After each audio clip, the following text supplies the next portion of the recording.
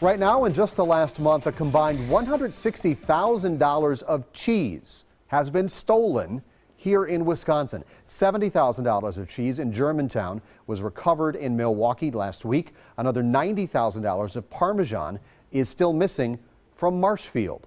Cheese experts say this is all pretty unheard of, but there could actually be a market out there for stolen cheese. Our Casey Geraldo is here now to explain why this is a Wisconsin tragedy. I mean, that's not overblowing it? More or less, I think that's fair. And people have been having some fun with this story online, but it's actually a pretty big crime. Yeah. It carries possible federal charges to it. To put it in perspective, one cheese buyer I talked to estimates $70,000 in Parmesan weighs anywhere from 25 to 35,000 pounds.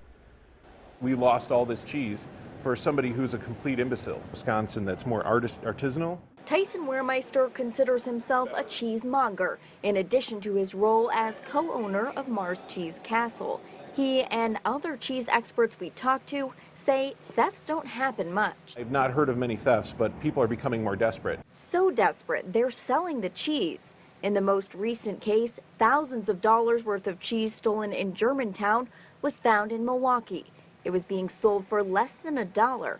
Wehrmeister says that was the crook's mistake. If they were going to steal it and bring it to someplace, they should have brought it to Chicago, to Little Italy, and they would have had a much easier way to sell that there because, hey, forget about it. It's Palm. I'll take whatever I can get. Wehrmeister and a Sargento cheese expert we talked with can't imagine a cheese store selling stolen goods. No one who's a retailer like myself or a restaurateur are going to take that type of cheese without knowing where it came from. They tell me there's a process involving the FDA, USDA, and Department of Agriculture. You have to have tracking for all of that so it knows from the origin all the way through to the retail side. So the people who did this could face federal charges. But Wehrmeister says worse, it's a loss for Wisconsin's most popular industry. A lot of cheesemakers that if they had that kind of hit, they would probably be out of business.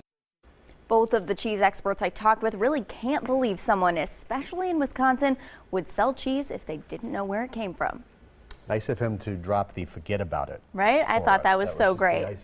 Casey, thanks.